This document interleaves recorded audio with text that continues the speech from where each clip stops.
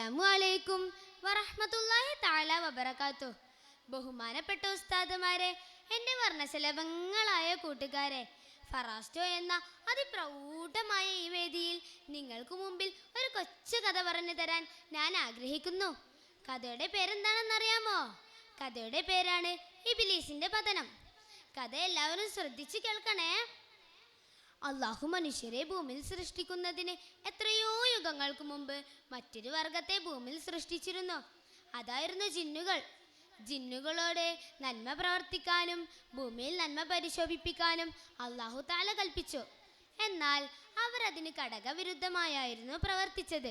അവർ പരസ്പരം കലഹവും രക്തച്ചൊരിച്ചിലും ഉണ്ടാക്കി ഭൂമിയാകെ രക്തക്കളമാക്കി മാറ്റി. ഈ നിലയിൽ അനേകം വർഷങ്ങൾ കടന്നു പോയപ്പോൾ ഭൂമിയിൽ സമാധാനം സ്ഥാപിക്കണമെന്ന് അള്ളാഹു താല തീരുമാനിച്ചു. അതിനാൽ ഭൂമിയിലുള്ള ജിന്നുകളെ നശിപ്പിക്കാൻ അള്ളാഹു താല ആഗ്രഹിച്ചു. അള്ളാഹുവിൻ്റെ മറ്റൊരു സൃഷ്ടിപ്പായ മലക്കുകളോട് ആജ്ഞാപിച്ചു, ഭൂമിയിൽ രക്തം ചിന്തുന്ന ആ വർഗത്തെ നിങ്ങൾ ആകമാനം നശിപ്പിക്കുക. ഭൂമിയിൽ മേൽ രക്തം ചിന്താൻ ഇടയാവാതിരിക്കാനത്. എന്നാൽ ഒരു പിഞ്ചു കുഞ്ഞിനെ മാത്രം നിങ്ങൾ നാശത്തിൽ നിന്ന് ഒഴിവാക്കണം. അസാസീൽ എന്ന ഒരു പിഞ്ചു കുഞ്ഞിനെ ഒഴികെ ആ വർഗത്തിൽപ്പെട്ട എല്ലാവരെയും മലക്കുകൾ സംഹരിച്ചു. അസാസീലിനോട് അള്ളാഹു തആല കാരുണ്യം കാണിച്ചു. അവനെ വളർത്തി മലക്കുകളുടെ തലവനാക്കി മാറ്റി. അള്ളാഹുവിൻ്റെ കൽപ്പനകൾ അനുസരിച്ചുകൊണ്ട് അസാസീൽ മലക്കുകളുടെ കൂടെ ജീവിച്ചു. യുഗങ്ങൾ കടന്നുപോയി. അള്ളാഹു തആല മറ്റൊരു വർഗത്തെ ഭൂമിയിൽ സൃഷ്ടിക്കാൻ ആഗ്രഹിച്ചു. ഈ വിവരം അള്ളാഹു താല മലക്കുകളോട് പറഞ്ഞു. അള്ളാഹു താലയുടെ തീരുമാനത്തെ എതിർത്തുകൊണ്ട് മലക്കുകൾ ചോദിച്ചു, ഭൂമിയിൽ അക്രമങ്ങളും രക്തച്ചൊരിച്ചിലും ഉണ്ടാക്കുന്നവരെയാണോ നീ സൃഷ്ടിക്കുന്നത്? അള്ളാഹു താല മലക്കുകളുടെ അവകാശവാദം അംഗീകരിച്ചില്ല. അള്ളാഹു പ്രഖ്യാപിച്ചു, തീർച്ചയായും നിങ്ങൾക്ക് അജ്ഞാതമായ കാര്യങ്ങൾ എനിക്കറിയാം. അങ്ങനെ അള്ളാഹു താല ഒരു ആദിമ മനുഷ്യനെ സൃഷ്ടിച്ചു. അതായിരുന്നു ആദം നബി അലൈഹിസ്സലാം. ആദം നബി അലൈഹിസ്സലാമിന് പദാർത്ഥ വിജ്ഞാനവും ആത്മസംസ്കരണത്തിലുള്ള മാതൃകയും പഠിപ്പിച്ചു കൊടുത്തു. മലക്കുകളുടെ എതിരഭിപ്രായത്തെ ഖണ്ഡിക്കാനായിരുന്നു ഇത്. മലക്കുകൾക്ക് ഇച്ഛാസ്വാതന്ത്രമോ ജിജ്ഞാസയോ അന്വേഷണാസക്തിയോ ഇല്ല. അവർ അള്ളാഹു താലയുടെ കൽപ്പനകൾ അനുസരിക്കുക മാത്രമാണ് ചെയ്യുന്നത്. ഒരു ദിവസം അള്ളാഹു താല നിരവധി വസ്തുക്കൾ നിരത്തി വെച്ച് അസാസിലിനെയും മലക്കുകളെയും ആദമിനെയും വിളിച്ചു വരുത്തി. ആദമിനു മുമ്പിൽ നിരത്തി വെച്ചിരിക്കുന്ന വസ്തുക്കളുടെ പേരുകൾ പറയാൻ അള്ളാഹു താല അസാസിലിനോട് കൽപ്പിച്ചു.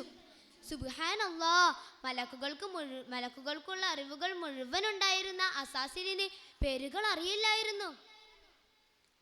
അള്ളാഹു തആല തുടർന്ന് ആദമിനോട് മലക്കുകൾക്ക് പേരുകൾ പഠിപ്പിച്ചു കൊടുക്കാൻ ആജ്ഞാപിച്ചു. ആദം നബി അലൈഹിസ്സലാം വസ്തുക്കളുടെ എല്ലാത്തിൻ്റെയും പേരുകൾ പറഞ്ഞു. മലക്കുകൾ അതിശയപ്പെട്ടു. സൃഷ്ടിയുടെ സൃഷ്ടാവിനെ അവർ സാഷ്ടാംഗം ചെയ്തു. തങ്ങൾ മുമ്പ് പറഞ്ഞ എതിരഭിപ്രായത്തിന് അള്ളാഹു തആലയോട് അവർ മാപ്പ് ചോദിച്ചു. ഈ പശ്ചാത്താപത്തിൽ അള്ളാഹു തആല അവരോട് ആദമിനെ അഭിമുഖീകരിച്ച് സാഷ്ടാംഗം ചെയ്യാൻ കൽപ്പിച്ചു. ആജ്ഞ ലഭിച്ചതോടെ മലക്കുകൾ ആദം നബിക്ക് സാഷ്ടാംഗം ചെയ്തു. എന്നാൽ അസാസിൽ മാത്രം സാഷ്ടാംഗം ചെയ്തില്ല. ധിക്കാരിയായ അസാസിലിനോട് അള്ളാഹു തആല കാരണം അന്വേഷിച്ചു. അസാസിൽ പറഞ്ഞു, എന്നെയും മലക്കുകളെയും നീ സൃഷ്ടിച്ചത് തീ കൊണ്ടാണ്, ആദമിനെ മണ്ണ് കൊണ്ടും. തീ മണ്ണിനേക്കാൾ ഉയർന്നതിനാൽ ഞാൻ അവനേക്കാൾ മെച്ചമാണ്. അതുകൊണ്ടാണ് ഞാൻ ആദമിനെ സാഷ്ടാംഗം ചെയ്യാത്തത്.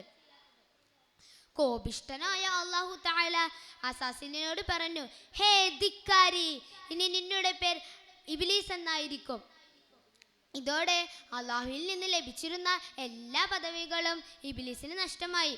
അവൻ ധിക്കാരത്തിൻ്റെയും ദുർമാർഗത്തിൻ്റെയും പ്രതീകമായിരുന്നു. അള്ളാഹു താല തൻ്റെ വൃന്ദത്തിൽ നിന്ന് തൽക്ഷണം ഇബ്ലീസിനെ വന്ദിച്ചു.